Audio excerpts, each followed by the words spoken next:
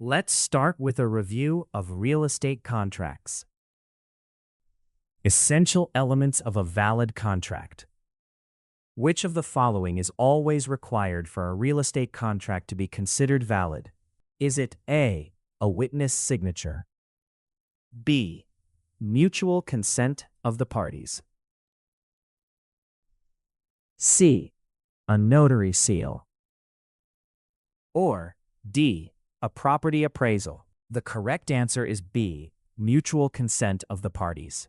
A valid real estate contract must include mutual consent, lawful objective, competent parties, and consideration. Without these essential elements, the contract is not legally enforceable. Which of the following would not make a real estate contract voidable?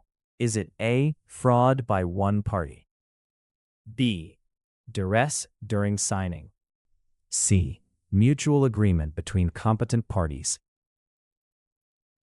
or D, misrepresentation of material facts? The correct answer is C, mutual agreement between competent parties. Why this question may seem a bit tricky. The use of not and plausible distractors can mislead test takers. Only mutual agreement is required for validity. Fraud, duress, or misrepresentation can make a contract voidable, but mutual agreement does not. Sarah, age 17, signs a contract to purchase a home from Mark, who is 45. Is this contract enforceable in court? Is it A, yes, because both parties signed, B, yes, if a parent co-signs, C, no, because Mark is over 18, or D, no, because Sarah is a minor? The correct answer is D, no, because Sarah is a minor. Contracts with minors are generally voidable at the minor's option, as minors are not considered legally competent parties under contract law. A contract for the sale of real estate is signed, but the purchase price is left blank. Is this contract valid? Is it A, no, because consideration is missing, B, yes, if both parties agree later, C, yes, if the property address is included, or D, no, unless notarized? The correct answer is A, no, because consideration is missing. Why this question may seem a bit tricky. The scenario seems plausible, but omitting essential terms like price means the contract lacks consideration and is not valid. Tom offers to buy Lisa's house, and Lisa accepts, but the contract states the sale is for an amount to be determined later. Does this contract meet the essential elements of validity?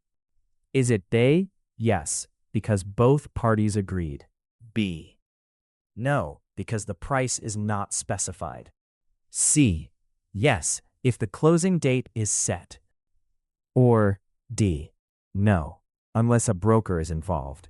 The correct answer is B, no, because the price is not specified. A contract must have definite and certain terms, including price. Leaving the amount undetermined means the contract lacks an essential element and is not valid. How'd you do on the first 5 questions? Go ahead and subscribe to Birdsy now and turn your progress into exam day confidence. Ready to jump back in? Let's go. Which element must be present in all valid real estate contracts to ensure that both parties are legally bound to the agreement? Is it A, a notary public signature, B, mutual consent of the parties, C, a witness signature, or D, a property appraisal? The correct answer is B, mutual consent of the parties. A valid real estate contract requires mutual consent, lawful objective, competent parties, and consideration. Without mutual consent, the contract is not enforceable, as both parties must agree to the terms. Which of the following statements about consideration in a real estate contract is least accurate? Is it A, consideration can be a promise to perform a service, B, consideration is required for a contract to be valid, C, consideration must always be monetary in real estate contracts, or D. Consideration distinguishes a contract from a gift. The correct answer is C. Consideration must always be monetary in real estate contracts. Why this question may seem a bit tricky. All options sound plausible, but only one misstates the requirement. Consideration does not have to be money. It can be anything of value, including promises or services. Maria, a licensed agent, drafts a purchase agreement for a client who is legally intoxicated at the time of signing. Is this contract likely to be enforceable in court? Is it A, yes, because the agent is licensed? B, yes, if both parties sign? C, no, unless the client sobers up and re-signs? Or D, no, because the client was not competent at signing? The correct answer is D, no, because the client was not competent at signing. A party must be legally competent when entering a contract. If one party is intoxicated and unable to understand the agreement, the contract may be voidable and not enforceable. All of the following are essential elements of a valid real estate contract, except: is it A, notarization of signatures, B, legal purpose, C, competent parties, or D, consideration? The correct answer is A, notarization of signatures. Why this question may seem a bit tricky. The question uses except to test attention to detail. Notarization is not required for validity, but the other elements are essential for a valid contract. A seller agrees to sell a property to a buyer, but the contract omits the property's legal description and only lists the street address. Does this contract meet the essential elements of validity? Is it A, yes, because the party's intent is clear? B, yes, if the buyer accepts the address as sufficient? C, no, because the legal description is missing? Or D, no, unless the contract is notarized? The correct answer is C, no, because the legal description is missing. A valid real estate contract must adequately identify the property, typically using a legal description. A street address alone may not be sufficient for enforceability. If you want more than just rapid-fire questions, head over to Birdsy.ai. You can take unlimited practice exams and get instant help from your personal AI study partner. It's like having a tutor 24/7. Try it free. You'll find a link in the description. Contract classification and characteristics. Which type of real estate contract is created when both parties have fulfilled all their obligations under the agreement? Is it A, implied contract, B, executory contract, C, executed contract, or D, unilateral contract? The correct answer is C, executed contract. An executed contract is one in which all parties have completed their contractual duties. This is distinct from an executory contract, where some obligations remain unfulfilled. Which of the following is not a characteristic of a valid bilateral real estate contract?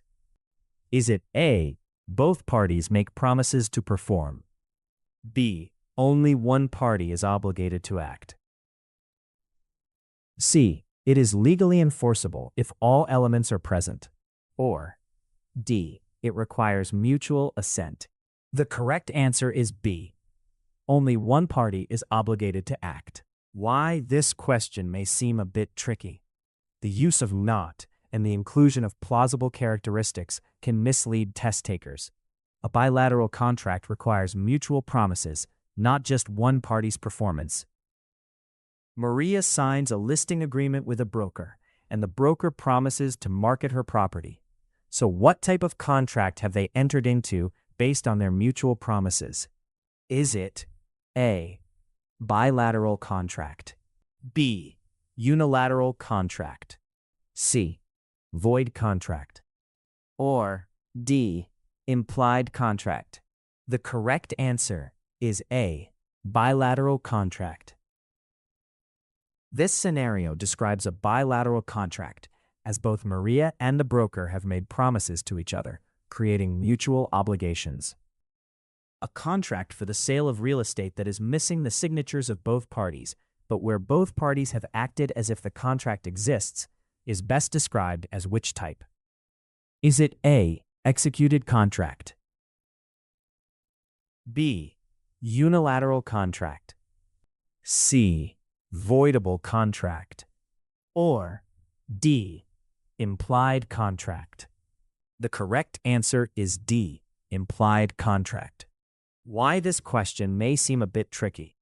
The absence of signatures may suggest the contract is invalid, but actions can create an implied contract, which is legally recognized in some circumstances. After a buyer makes an offer on a home, the seller accepts, but the closing is scheduled for next month. So what is the classification of this contract at this stage? Is it A, executed contract, B, executory contract, C, unenforceable contract, or D, void contract? The correct answer is B, executory contract. At this stage, the contract is executory because some obligations, such as closing and transfer of title, have not yet been fulfilled. After negotiating terms, a buyer and seller sign a contract for the sale of a home, but the buyer's financing is still pending. How is this contract best classified at this stage? Is it A, executed, B, executory, C, void, or D, unilateral? The correct answer is B, executory.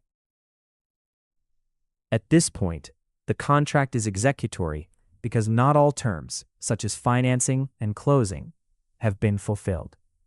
An executory contract is one in which some obligations remain to be performed by one or both parties. Offer and acceptance. Which of the following is required for a valid offer in a real estate contract? Is it A, it must be notarized, B, it must be communicated to the offeree, C, it must be witnessed by two parties, or D, it must include a contingency clause? The correct answer is B, it must be communicated to the offeree. A valid offer in real estate must be definite, communicated to the offeree, and show clear intent to contract. Without these elements, the offer is not legally binding. Which statement about acceptance of an offer in real estate contracts is not true? Is it A, acceptance must be communicated to the offeror, B, acceptance must mirror the terms of the offer, C, silence by the offeree is considered acceptance, or D, acceptance can be made in writing or orally unless specified otherwise? The correct answer is C, silence by the offeree is considered acceptance. Why this question may seem a bit tricky. The negative phrasing asks for the false statement, and all options sound plausible. Acceptance must be communicated to the offeror. Silence alone does not constitute acceptance in real estate contracts. After receiving an offer to purchase her home, Maria signs the contract but mails it to the buyer 2 days later without notifying him. So when is the acceptance effective? Is it A, when Maria mails the signed contract to the buyer, B, when the buyer receives the signed contract, C, when Maria signs the contract, or D, when Maria verbally tells her agent she accepted? The correct answer is A, when Maria mails the signed contract to the buyer. Acceptance is effective upon dispatch if the mailbox rule applies, meaning when Maria mails the signed contract, the acceptance is legally effective. What happens if the offeree changes any terms of the original offer in a real estate contract? Is it A, the original offer remains valid, B, the contract is automatically formed, C, The offeror must accept the changes for the contract to be valid. Or D. A counteroffer is created. The correct answer is D. A counteroffer is created. Changing any terms of the original offer constitutes a counteroffer, which legally rejects the original offer and creates a new one. A buyer submits an offer with a 48-hour expiration, but the seller accepts and communicates acceptance after 60 hours. Is there a binding contract? Is it A. Yes, because the seller accepted the terms. B. Yes, if the buyer is notified within 72 hours. C. No, because the offer expired before acceptance. Or D. No, unless the seller includes a new expiration date. The correct answer is C. No, because the offer expired before acceptance. If acceptance occurs after the offer's expiration, there is no binding contract unless the buyer agrees to the late acceptance. In real estate contracts, what is the legal effect if an offer is not accepted within the time specified by the offeror? Is it A. The offer remains open until revoked by the offeror?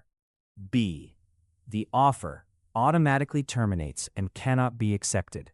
C. The offer converts into a counteroffer? Or D.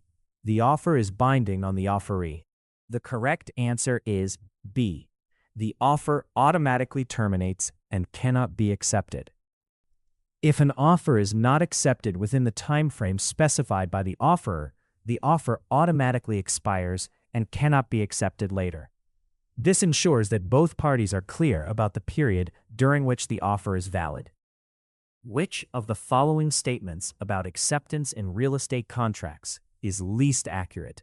Is it A. Acceptance must be communicated to the offeror to be effective? B. Acceptance must mirror the terms of the offer exactly? C. Acceptance is valid even if the offeree changes a minor term? Or D. Acceptance can be made by the method specified in the offer? The correct answer is C. Acceptance is valid even if the offeree changes a minor term.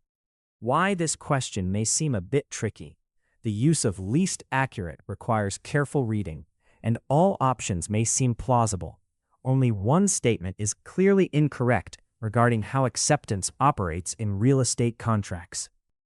After receiving an offer to purchase his commercial property, Sam signs the contract and emails the signed document to the buyer's agent as instructed in the offer. So when does acceptance become effective in this situation? Is it A. When Sam signs the contract? B. When the buyer reads the email? C. When Sam notifies his own agent? Or D. When the email is sent to the buyer's agent? The correct answer is D. When the email is sent to the buyer's agent. Acceptance is effective when it is communicated to the offeror or their agent by the method specified in the offer, which in this case is upon emailing the signed contract to the buyer's agent. Consideration and capacity. Which of the following best describes the legal concept of consideration in a real estate contract? Is it A. A written agreement between two parties? B. The legal capacity of the parties involved? C. Something of value exchanged between parties? Or D. A notary's signature on the contract? The correct answer is C. Something of value exchanged between parties. Consideration in a real estate contract refers to something of value exchanged between parties, such as money, services, or promises, which is required for the contract to be legally binding. Which party would lack contractual capacity in a real estate transaction under most state laws? Is it A. A person who is 19 years old? B. A 16-year-old selling inherited property? C. A person with a valid power of attorney? Or D. A seller who is not a U.S. citizen? The correct answer is B. A 16-year-old selling inherited property. Why this question may seem a bit tricky. The options may all seem plausible, but only certain individuals, such as minors, generally lack contractual capacity under most state laws. A real estate contract is signed, but the consideration is described as love and affection. Is this contract likely to be enforceable? Is it A, yes, because any consideration is sufficient? B, yes, as long as both parties agree? C, no, unless the contract is notarized? Or D, no, because consideration must have measurable value? The correct answer is D, no, because consideration must have measurable value. Why this question may seem a bit tricky. Love and affection sounds meaningful, but courts generally require tangible consideration, such as money or services, for enforceability in real estate contracts. Maria, age 17, signs a contract to purchase a home from a seller who is 45. If the seller later tries to enforce the contract, what is the likely legal outcome? Is it A, the contract is fully enforceable by both parties? B, the contract is voidable by Maria, but not by the seller? C, the contract is automatically void? Or D, the contract is enforceable only if Maria's parents co-sign? The correct answer is B, the contract is voidable by Maria, but not by the seller. Because Maria is a minor, she generally lacks capacity, making the contract voidable at her option, so the seller cannot enforce it against her. A buyer offers $1 as consideration in a real estate contract for a valuable property, and the seller accepts. What is the likely effect on the contract's validity? Is it A, the contract is valid if both parties consent? B, the contract is void due to inadequate consideration? C, the contract is valid only if the property is worth less than $1,000? Or D, the contract is unenforceable unless the consideration matches market value? The correct answer is A, the contract is valid if both parties consent. Courts generally uphold contracts with nominal consideration if both parties agree, so the contract is likely valid, though the adequacy of consideration is rarely questioned. After negotiating a purchase agreement, a seller learns that the buyer was declared mentally incompetent by a court before signing. What is the likely status of the contract? Is it A, the contract is valid and enforceable? B, the contract is voidable at the seller's discretion? C, the contract is void due to lack of capacity? Or D, the contract is enforceable if the buyer's guardian approves? The correct answer is C, the contract is void due to lack of capacity. A contract signed by a party previously declared mentally incompetent is generally void, as that party lacks legal capacity. This protects individuals who are unable to understand the nature and consequences of the agreement. Statute of frauds and contract formalities. Which type of real estate contract must generally be in writing to be enforceable under the statute of frauds? Is it A, a lease for less than 1 year? B, a contract for the sale of land? C, a listing agreement for a real estate agent? Or D, a contract for landscaping services? The correct answer is B, a contract for the sale of land. The statute of frauds requires contracts for the sale of real property to be in writing to be legally enforceable, preventing disputes over oral agreements. Which of the following is not required for a real estate contract to satisfy the statute of frauds? Is it A, a description of the property? B, signatures of the parties? C, notarization of signatures? Or D, consideration stated in the contract? The correct answer is C, notarization of signatures. Why this question may seem a bit tricky. The statute of frauds requires certain elements in writing, but not all formalities people assume. For example, notarization is not required for enforceability, though it may be needed for recording. Maria verbally agrees to sell her house to Tom, and Tom pays her a deposit, but no written agreement is made. If Tom later sues to enforce the sale, what is the likely outcome under the Statute of Frauds? Is it A, the court will not enforce the sale because the agreement was not in writing? B, the court will enforce the sale because Tom paid a deposit? C, the court will enforce the sale if Maria admits to the agreement in court? Or D, the court will enforce the sale if Tom moves into the house immediately? The correct answer is A. The court will not enforce the sale because the agreement was not in writing. A contract for the sale of real estate must be in writing to be enforceable, so Tom's lawsuit would likely fail unless an exception applies. All real estate contracts must be in writing to be valid and enforceable under the Statute of Frauds. True or false? Is it A, true without exception? B, true except for contracts involving personal property? Or D, false, there are exceptions for certain short-term leases and oral modifications? The correct answer is D, false. There are exceptions for certain short-term leases and oral modifications. Why this question may seem a bit tricky. The absolute wording may mislead. Some short-term leases or certain oral modifications may be enforceable depending on state law. A landlord and tenant orally agree to a 2-year lease for an apartment, but after 6 months, the landlord tries to evict the tenant, claiming the lease is unenforceable. How does the Statute of Frauds apply? Is it A, the oral lease is enforceable for the full 2 years? B, the oral lease is enforceable only for the first year?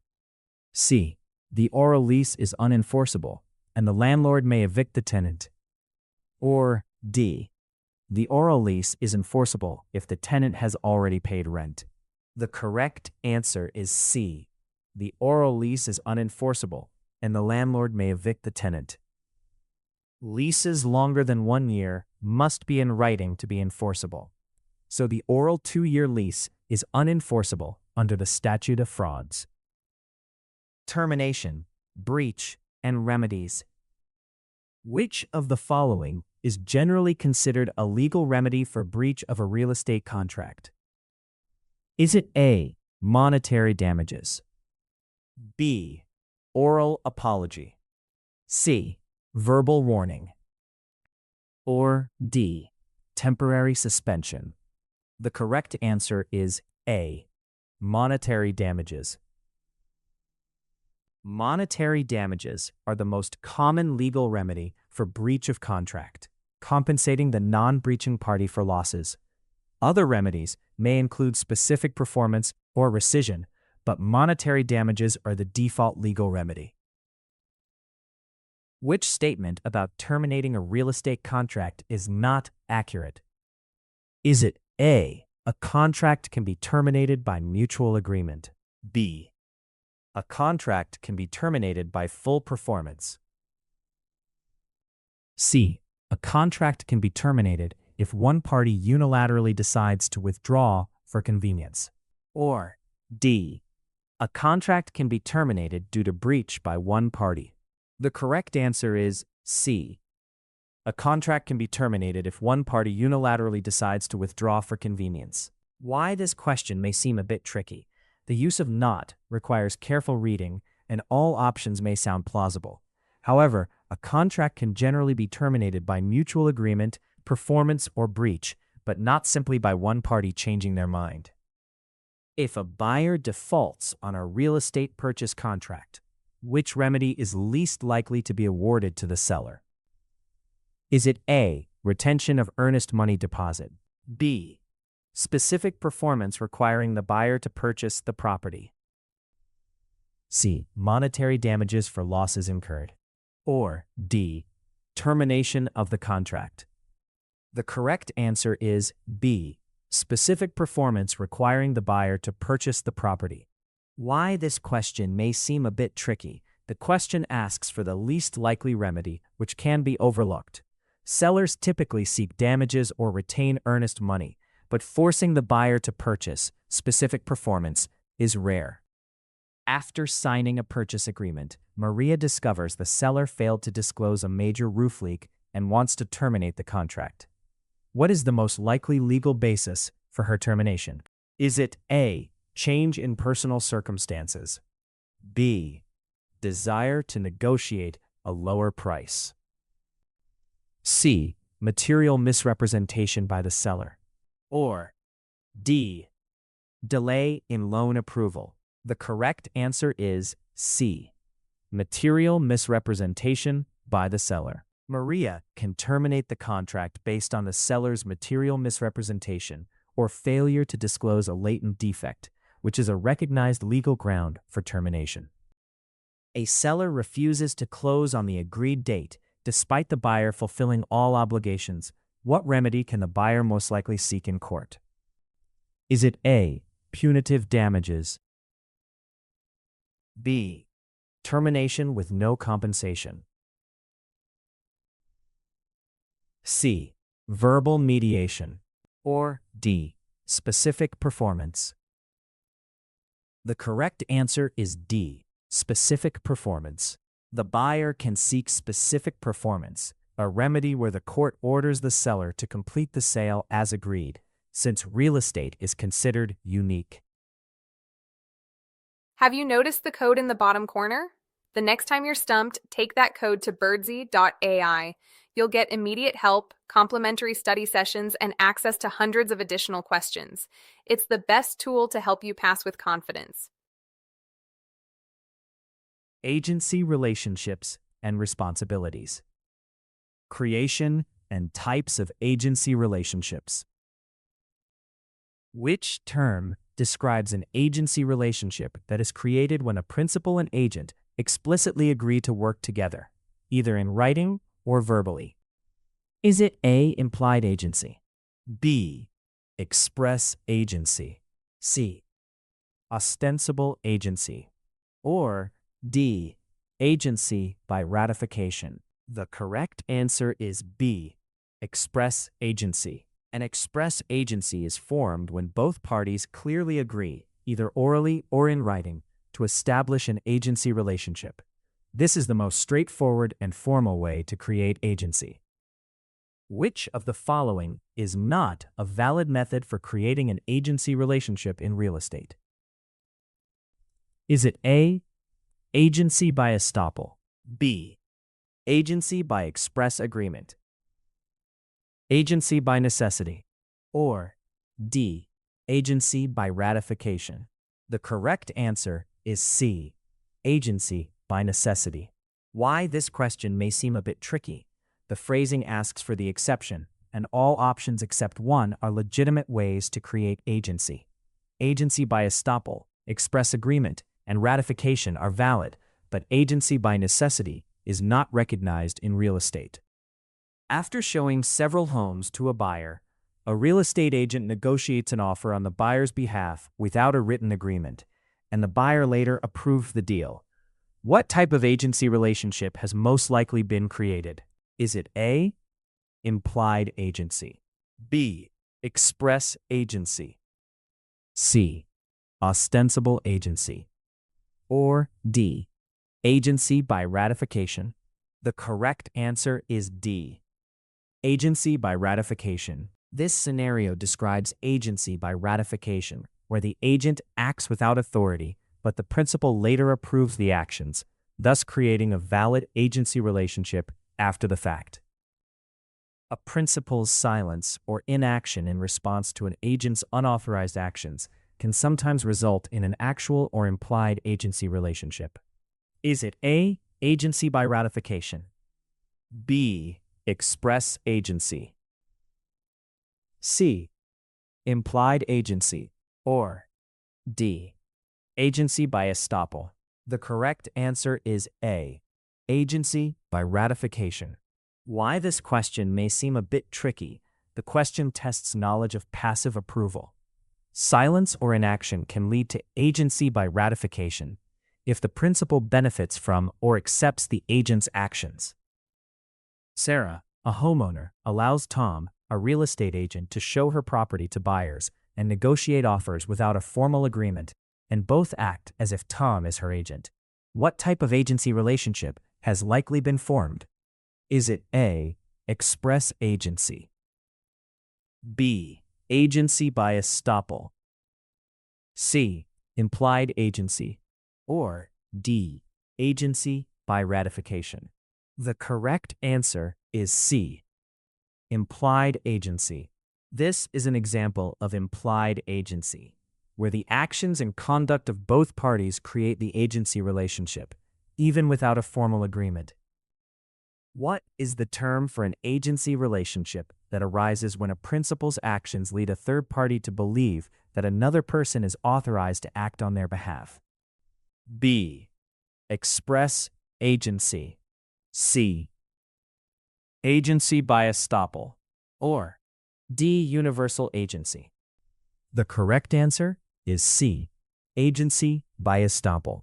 An agency by estoppel occurs when a principal's conduct causes a third party to reasonably believe that an agent has authority, even if no formal agreement exists.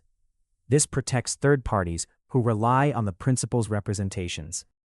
Which statement about the creation of agency relationships is least accurate? Is it A, agency can be created by written agreement between the parties, B, agency can only be created if both parties sign a formal contract, C, agency may arise from the conduct of the parties involved, or D, agency can be established after the fact if the principal approves the agent's actions? The correct answer is B, agency can only be created if both parties sign a formal contract. Why this question may seem a bit tricky. The question asks for the least accurate statement, which requires careful reading. Some options may sound plausible, but only one is clearly inaccurate based on how agency relationships are actually formed. After repeatedly allowing her neighbor, who is a licensed agent, to show her home to prospective buyers and negotiate terms, Lisa tells a buyer that her neighbor represents her interests. What type of agency relationship has most likely been created in this situation? Is it A, implied agency, B, agency by ratification, C, express agency, or D, agency by estoppel? The correct answer is this scenario describes an implied agency, where the principal's and agent's actions, rather than a formal agreement, establish the agency relationship. Both parties' conduct and statements support this conclusion. Fiduciary duties and obligations. Which of the following is a core fiduciary duty that a real estate agent owes to their client in an agency relationship? Is it A, providing legal advice, B, offering financing to clients, C, loyalty, or D, guaranteeing property value increases? The correct answer is C, loyalty. Loyalty is a fundamental fiduciary duty, requiring agents to act in the best interest of their clients above all others. This duty is central to agency law and is required by real estate practice standards. An agent must always disclose every piece of information they know to all parties in a transaction, regardless of confidentiality agreements. Is it A, true because full disclosure is required by law, B, false because agents must keep certain client information confidential, C, true unless the client instructs otherwise in writing, or D, false unless the information is about the agent's commission? The correct answer is B, false, because agents must keep certain client information confidential. Why this question may seem a bit tricky. The statement uses the absolute always, but agents must balance disclosure with the duty of confidentiality to their client. Not all information can or should be disclosed to all parties. A seller's agent learns that the buyer is willing to pay more than their current offer, but the buyer's agent asks the seller's agent not to share this with the seller. What is the seller's agent's fiduciary obligation in this situation? Is it A, Disclose the buyer's willingness to pay more to the seller. B. Keep the information confidential, as requested by the buyer's agent. C. Disclose only if the buyer puts it in writing. Or D. Wait until after the contract is signed to disclose. The correct answer is A. Disclose the buyer's willingness to pay more to the seller. The seller's agent must disclose any information that could benefit the seller, including the buyer's willingness to pay more, as part of the duty of loyalty and disclosure. If an agent represents both the buyer and seller in the same transaction, they can fully advocate for both parties' interests without limitation. Is it A, true, as long as both parties are informed? B, true, if the agent is experienced? C, false unless the agent is a broker? Or D, false, because dual agency limits full advocacy for both clients? The correct answer is D, false, because dual agency limits full advocacy for both clients. Why this question may seem a bit tricky. Dual agency restricts the agent's ability to fully advocate for both parties due to inherent conflicts of interest, even if both parties consent. A buyer's agent receives confidential information that the seller is facing foreclosure but does not share this with the buyer. How does this action relate to the agent's fiduciary duties? Is it A, the agent is protecting the seller's privacy as required? B, the agent is following the duty of obedience? C, the agent is violating the duty of disclosure to the buyer? Or D, the agent is acting within the scope of confidentiality? The correct answer is C. The agent is violating the duty of disclosure to the buyer. Failing to disclose material facts, like a pending foreclosure, breaches the duty of disclosure, which requires agents to inform their clients of information that could affect their decisions. Which fiduciary duty requires a real estate agent to act solely in the best interests of their client, even above their own interests? Is it A, disclosure? B, loyalty? C, accounting? Or D, reasonable care? The correct answer is B, loyalty. The duty of loyalty obligates agents to put their client's interests above their own at all times, ensuring the client receives the agent's undivided attention and advocacy. During a property showing, an agent overhears the buyer discussing their maximum budget with a friend, and later the seller asks if the buyer can afford more. What fiduciary duty governs the agent's response?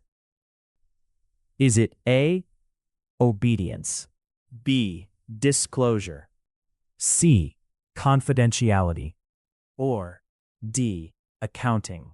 The correct answer is C, confidentiality.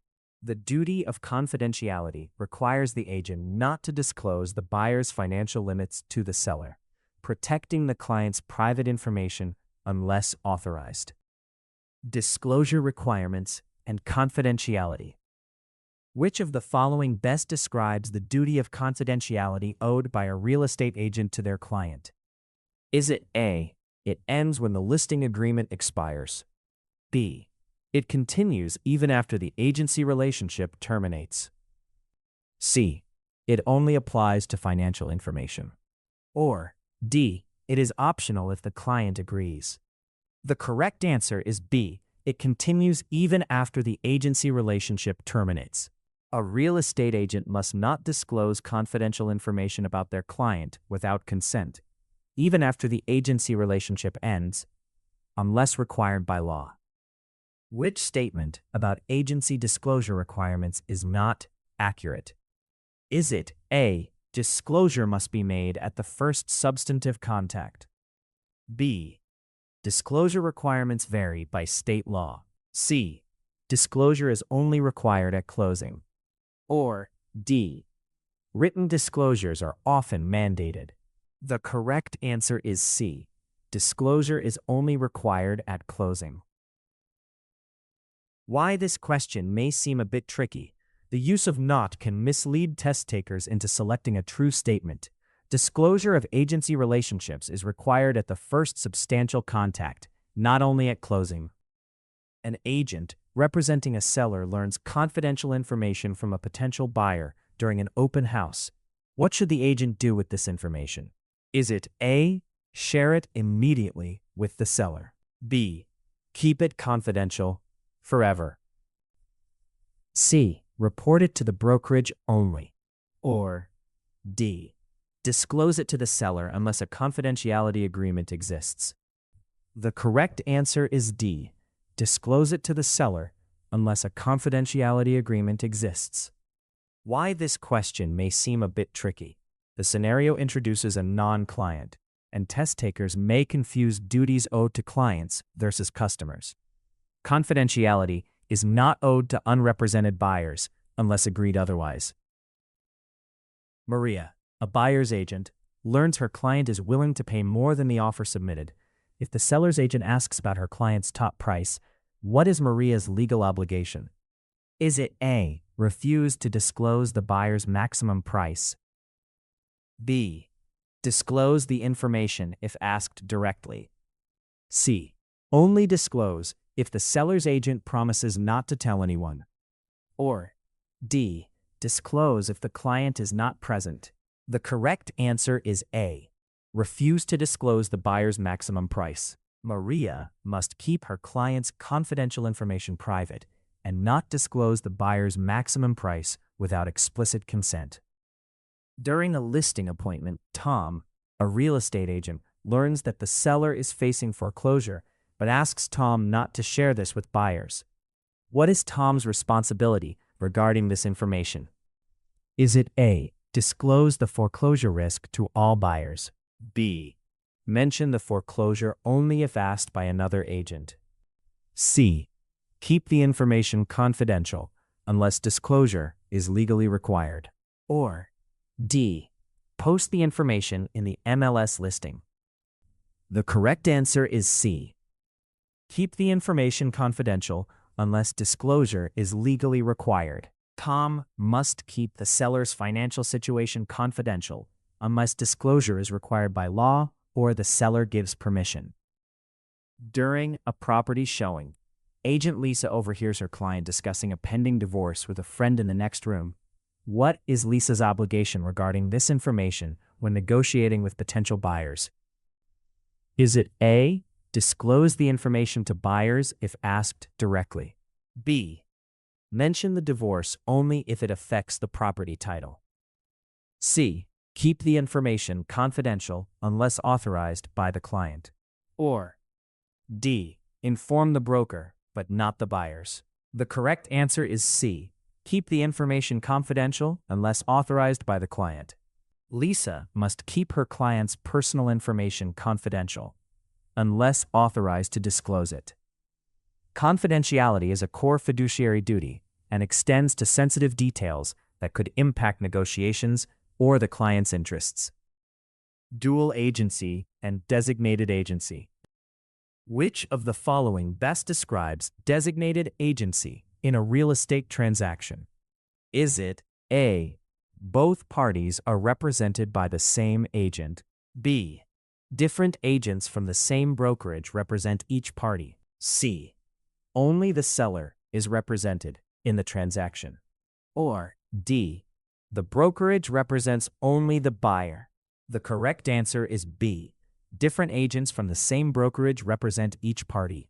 Designated agency occurs when a brokerage assigns different agents to represent the buyer and seller in the same transaction, allowing each client to have full representation while the brokerage remains neutral. A dual agency relationship always allows agents to disclose confidential information to both parties unless prohibited by law. Is it A, true, agents can always share information freely? B, true, unless the clients waive confidentiality in writing? C, false, agents must maintain confidentiality unless clients consent? Or D, false, unless the information is about property defects? The correct answer is C, false, agents must maintain confidentiality unless clients consent. Why this question may seem a bit tricky. The use of always is misleading. In dual agency, agents are typically prohibited from disclosing confidential information without consent, regardless of state law, to protect client interests. Maria, a broker, assigns Agent Lee to represent the seller and Agent Kim to represent the buyer in the same transaction within her firm. What type of agency relationship has Maria created? Is it A, single agency, B, dual agency with one agent, C, transaction brokerage, or D, designated agency? The correct answer is D, designated agency.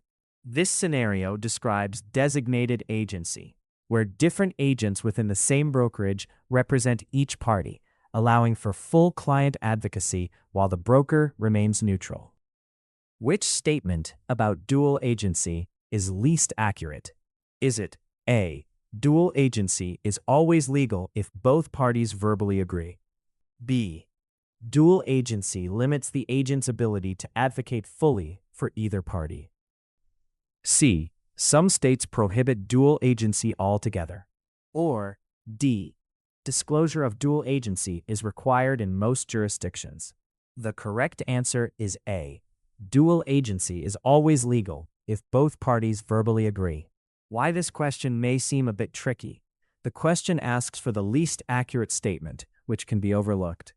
Dual agency does not always require written consent. Some states prohibit it entirely.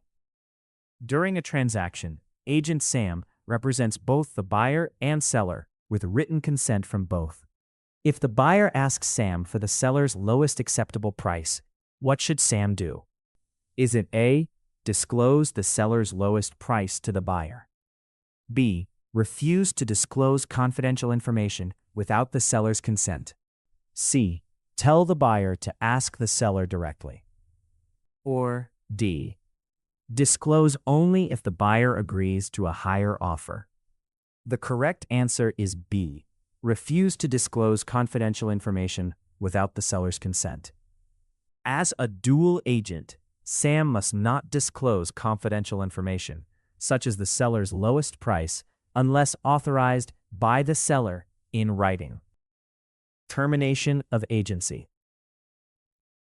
Which of the following is a legal method for terminating an agency relationship in real estate? Is it A, mutual agreement between principal and agent? B, the agent's refusal to perform duties? The principal's bankruptcy alone? Or D, the agent's temporary absence? The correct answer is A, mutual agreement between principal and agent. An agency relationship can be terminated by mutual agreement, expiration of the agency term, completion of the objective, or by operation of law such as death or incapacity of either party. Which of the following does not automatically terminate an agency relationship? Is it A, death of the principal? B, destruction of the property subject to the agency? Incapacity of the agent? Or D, completion of the agency's purpose?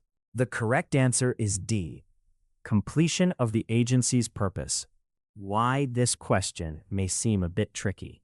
The use of not and the inclusion of plausible distractors can mislead test takers. Only the completion of the agency's purpose does not automatically terminate the relationship unless both parties acknowledge it. After listing a property, the seller unexpectedly passes away before a buyer is found. What is the legal effect on the agency relationship between the seller's estate and the listing agent? Is it A, the agency continues until the property is sold? B, the agency is immediately terminated by operation of law? C, the agent must obtain written consent from the heirs to proceed? Or D, the agency is suspended until probate is complete? The correct answer is B. The agency is immediately terminated by operation of law. The death of the principal, seller, automatically terminates the agency relationship. so the agent no longer has authority to act on behalf of the estate.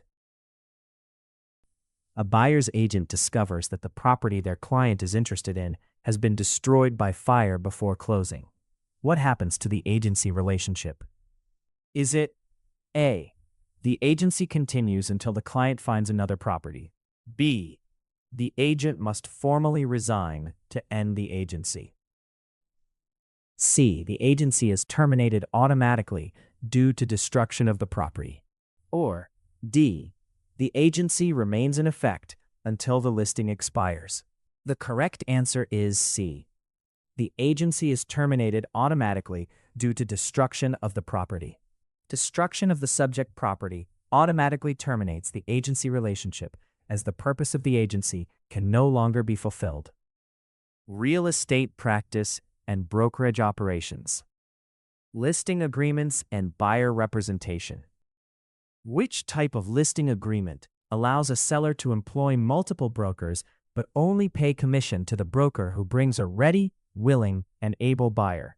Is it A. Exclusive right to sell listing? B. Exclusive agency listing? C. Open listing? Or D. Net listing? The correct answer is C. Open listing.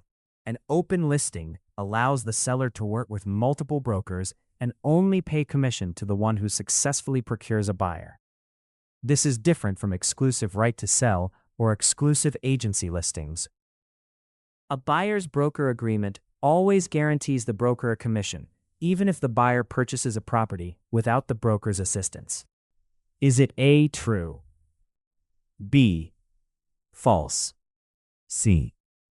Only if the agreement is exclusive? Or D. Only if the buyer signs a dual agency disclosure? The correct answer is B. False.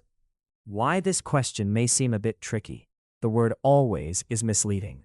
Most buyer's broker agreements specify commission is due only if the broker is the procuring cause, not if the buyer acts independently. Maria, a seller, signs an exclusive agency listing with broker Lee, but later finds a buyer herself and completes the sale. Under this agreement, what is broker Lee entitled to? Is it A. Full commission from Maria? B. Half commission from Maria? C. No commission from Maria? Or D. Reimbursement for marketing expenses only? The correct answer is C. No commission from Maria. In an exclusive agency listing, the broker earns commission only if they or another broker are the procuring cause. If the seller finds the buyer, no commission is owed. If a listing agreement does not specify an expiration date, it is automatically valid for 1 year from the date of signing. Is it A. True, as required by federal law? B. True, but only for exclusive listings? C. False. It defaults to 6 months. Or D. False. Most states require a specific expiration date for validity. The correct answer is D. False. Most states require a specific expiration date for validity. Why this question may seem a bit tricky. The statement sounds plausible, but most states require an explicit expiration date. Otherwise, the agreement may be unenforceable or void. A buyer represented by broker Kim attends an open house and submits an offer directly to the listing agent without notifying Kim. According to most buyer representation agreements, what is the likely outcome regarding Kim's commission? Is it A. Kim is entitled to a commission from the buyer? B. Kim forfeits all rights to commission? C. The listing agent must split commission with Kim? Or D. The seller is responsible for paying Kim's commission? The correct answer is A. Kim is entitled to a commission from the buyer. Most buyer representation agreements require the buyer to involve their broker in all transactions, so Kim is likely still entitled to a commission even if not directly involved. Which document establishes a formal relationship between a real estate broker and a buyer, outlining the broker's duties and compensation? Is it A. Open listing agreement. B. Buyer representation agreement. C. Net listing agreement. Or D. Exclusive right to sell agreement. The correct answer is B. Buyer representation agreement. A buyer representation agreement is the contract that creates an agency relationship between a broker and a buyer, specifying the broker's obligations and how the broker will be compensated for their services. After signing an exclusive right to sell listing agreement with broker Patel, homeowner Greg receives an unsolicited offer from a neighbor and wants to accept it without involving Patel. According to the agreement, what is Greg's obligation regarding commission? Is it A. Greg owes no commission since he found the buyer himself? B. Greg only owes a partial commission to Patel? C. Greg must pay Patel the full commission as agreed? Or D. Greg can negotiate a reduced commission with Patel after the sale? The correct answer is C. Greg must pay Patel the full commission as agreed. An exclusive right to sell agreement obligates the seller to pay the broker's commission regardless of who finds the buyer, so Greg must pay Patel even if the neighbor was not procured by the broker. Property management fundamentals. Which of the following is typically the primary responsibility of a property manager in a residential apartment complex? Is it A. Drafting real estate purchase contracts? B. Appraising property value for sales? C. Collecting rent and handling maintenance requests? Or D. Issuing building permits? The correct answer is C. Collecting rent and handling maintenance requests. A property manager's main duty is to oversee the day-to-day operations of the property, including maintenance, tenant relations, and rent collection, ensuring the property is profitable and well-maintained. A property manager is always required to hold a real estate broker's license in every state when managing rental properties. Is it A. True, without exception? B. False, requirements vary by state? C. True, but only for commercial properties? Or D. False, only if managing fewer than 5 units? The correct answer is B. False, requirements vary by state. Why this question may seem a bit tricky. The word always is misleading. While many states require property managers to be licensed, some states have exceptions or different requirements, so it is not universally true. Maria, a property manager, receives a complaint from a tenant about a leaking roof during a heavy storm and must decide how to respond while the property owner is out of the country. Is it A. Arrange for immediate repairs to prevent further damage? B. Wait for the owner's return before taking any action? C. Advise the tenant to fix the leak themselves? Or D. Ignore the complaint since storms are not predictable? The correct answer is A. Arrange for immediate repairs to prevent further damage. Property managers are typically authorized to handle emergency repairs to protect the property and tenants, especially when the owner is unavailable. Which of the following is not typically included in a property management agreement, even though it may appear relevant? Is it A. Manager's authority to contract for repairs? B. Fee structure for management services? Duration and termination terms? Or D. Tenant's personal financial statements? The correct answer is D. Tenant's personal financial statements. Why this question may seem a bit tricky. All options seem plausible, but one is not standard. Property management agreements usually cover duties, fees, and authority, but not the tenant's personal financial statements. A landlord instructs their property manager to reject all applicants with pets, but local fair housing laws prohibit discrimination based on service animals. How should the property manager proceed? Is it A. Follow the landlord's instructions without exception? B. Reject only applicants with large pets? C. Allow service animals as required by law? even if pets are otherwise prohibited? Or D. Charge an extra deposit for all animals, including service animals?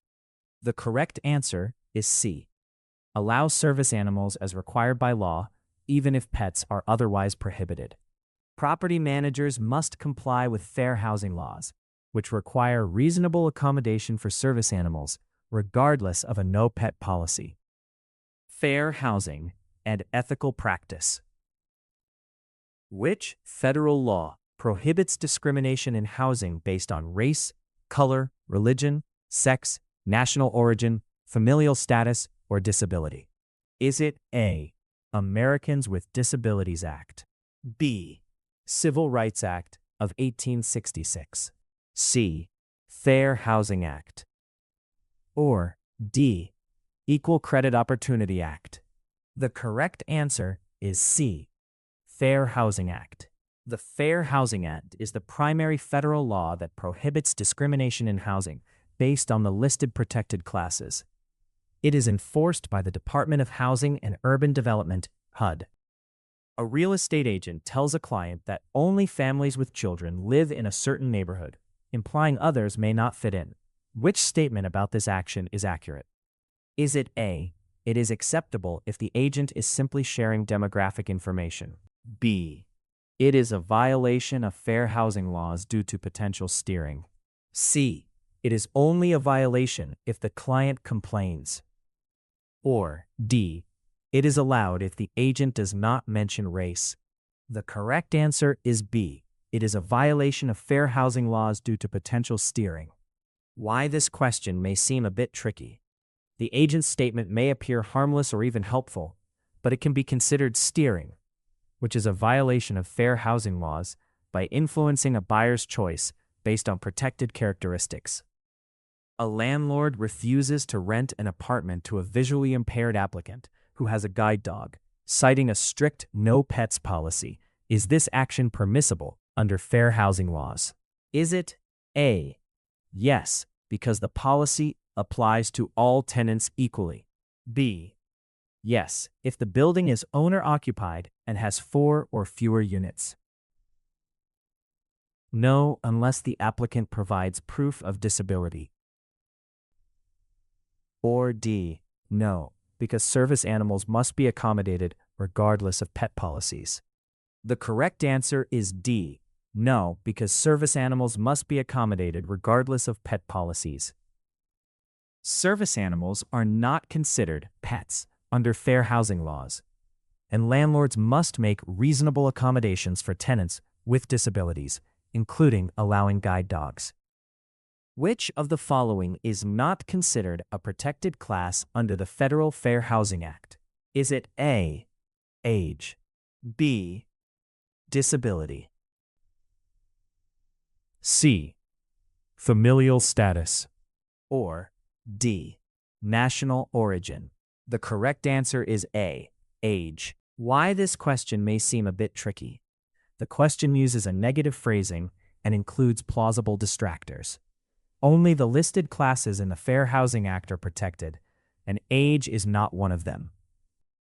A broker receives 2 identical offers on a property, one from a single mother and one from a married couple, and advises the seller to accept the married couple's offer because they are more stable. Does this advice comply with fair housing and ethical standards? Is it A. Yes, because the broker is acting in the seller's best interest? B. Yes, if the seller agrees with the broker's reasoning? C. No, because this constitutes discrimination based on familial status? Or D. No, unless the single mother has a lower credit score? The correct answer is C. No, because this constitutes discrimination based on familial status. Advising a seller based on familial status is discriminatory and violates both fair housing laws and the ethical duties of a broker. Which of the following actions by a real estate agent would be considered a violation of the Federal Fair Housing Act? Is it A. Providing clients with recent sales data for a neighborhood? B. Advertising a property's proximity to public transportation? C.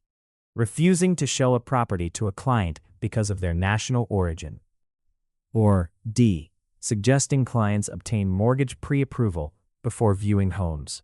The correct answer is C, refusing to show a property to a client because of their national origin. The Fair Housing Act prohibits discrimination in housing-related transactions based on protected classes.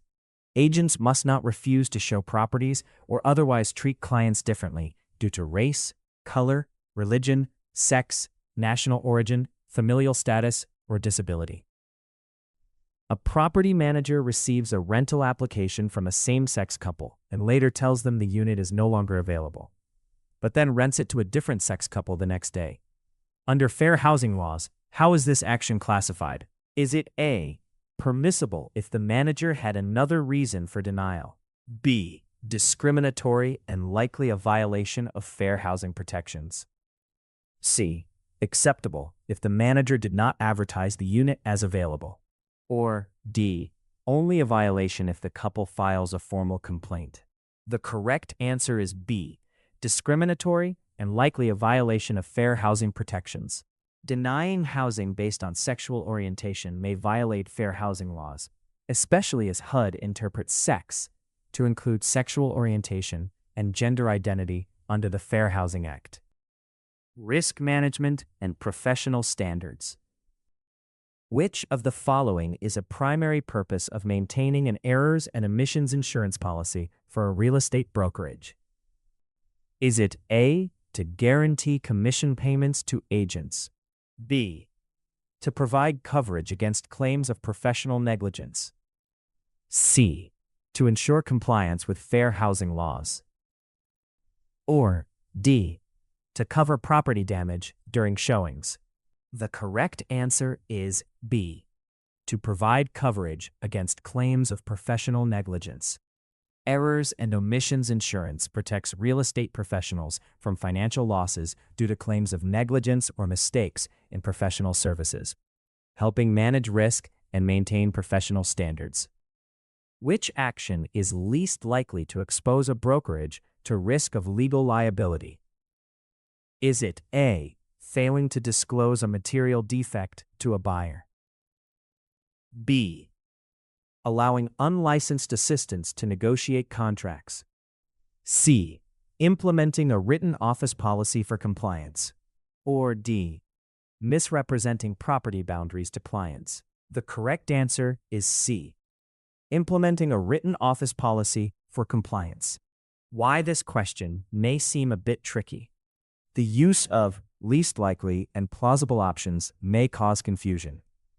The correct answer is the action that best aligns with risk management and professional standards, not one that increases liability.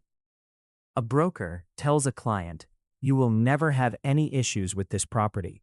Which aspect of risk management is most compromised by this statement? Is it A, avoiding misrepresentation? B, maintaining escrow accounts? C, advertising compliance? Or D, fair housing adherence? The correct answer is A, avoiding misrepresentation. Why this question may seem a bit tricky. The absolute language in the broker's statement is misleading and may seem reassuring, but it actually violates professional standards by making guarantees that cannot be upheld. During a property showing, an agent notices exposed wiring but says nothing to the buyer, who later is injured. What professional standard did the agent fail to uphold in this scenario? Is it A, maintaining confidentiality? B, avoiding dual agency? C, proper record keeping? Or D, disclosure of material facts? The correct answer is D, disclosure of material facts. The agent failed to disclose a known material defect, violating the duty to protect clients and manage risk by ensuring all hazards are communicated. A team leader at a brokerage delegates contract review to a new unlicensed assistant, who then misses a critical deadline, resulting in a lost deal. Which risk management practice was neglected? Is it A, implementing client confidentiality protocols? B, Ensuring proper supervision of unlicensed staff. C. Providing fair housing training. Or D. Maintaining accurate advertising records. The correct answer is B. Ensuring proper supervision of unlicensed staff. Delegating tasks requiring a license to unlicensed personnel violates professional standards and increases risk, as only licensed individuals should perform such duties. A property manager discovers that a tenant has reported a safety hazard in a building, but the owner instructs the manager to delay repairs to save costs. What is the property manager's most appropriate action under professional standards? Is it A. Follow the owner's instructions and delay repairs? B. Ignore the tenant's report and take no action? C. Advise the owner of legal risks and proceed with necessary repairs? Or D. Ask the tenant to handle the repairs themselves? The correct answer is C. Advise the owner of legal risks and proceed with necessary repairs. Property managers must prioritize tenant safety and comply with legal and ethical standards even if it conflicts with the owner's wishes. Delaying repairs could expose the brokerage to liability and violate professional obligations. Brokerage relationships and transaction coordination. Which type of brokerage relationship requires the agent to act as a fiduciary for the client, putting the client's interests above all others? Is it A. Transaction broker, B. Single agent, C. Non-representation, or D. Dual agent? The correct answer is B. Single agent. A single agency relationship requires the agent to act as a fiduciary, prioritizing the client's interests above all others, including their own and those of other parties. A broker must always disclose all known material facts to both parties in a transaction, even if the seller requests confidentiality. Which statement best describes the broker's obligation? Is it A. The broker can withhold information if the seller insists? B. Disclosure is optional if the buyer does not ask? C. The broker must disclose all known material facts, regardless of confidentiality requests? Or D. The broker only needs to disclose facts if representing the buyer? The correct answer is C. The broker must disclose all known material facts, regardless of confidentiality requests. Why this question may seem a bit tricky. The word always can mislead, but brokers are legally required to disclose material facts affecting property value, regardless of client wishes. Maria, a broker, is representing both the buyer and seller in a transaction as a transaction broker. What duties must she fulfill to both parties in this situation? Is it A. Deal honestly and fairly, disclose all known material facts, and provide limited confidentiality? B. Act as a fiduciary for both parties? C. Only represent the interests of the seller? Or D. Negotiate only on behalf of the buyer? The correct answer is A. Deal honestly and fairly, disclose all known material facts, and provide limited confidentiality. A transaction broker must provide limited confidentiality, disclose all known material facts, and deal honestly and fairly with both parties, but does not owe full fiduciary duties. What is the primary purpose of a brokerage relationship disclosure form in a real estate transaction? Is it A. To establish the commission rate? B. To transfer property ownership? C. To record the property in public records? Or D. To inform consumers of the broker's duties and relationship type? The correct answer is D. To inform consumers of the broker's duties and relationship type. The main purpose of the disclosure form is to inform consumers about the types of brokerage relationships available and the duties owed by the broker. During a transaction, Agent Kevin learns that the property has a history of flooding, which the seller did not disclose. What is Kevin's legal obligation regarding this information? Is it A. Keep the information confidential, as requested by the seller? B. Disclose the flooding history to all potential buyers. Only disclose if the buyer specifically asks about flooding. Or D. Report the issue only to the broker's supervising manager. The correct answer is B. Disclose the flooding history to all potential buyers. Heaven must disclose all known material facts, such as flooding history, to potential buyers, even if the seller did not disclose it, to comply with legal and ethical standards. Thanks for watching. If you found this exam review helpful, be sure to subscribe for more real-world practice and topic-focused study videos. And visit Birdsy.ai to start your free trial of Birdsy, your AI-powered study partner.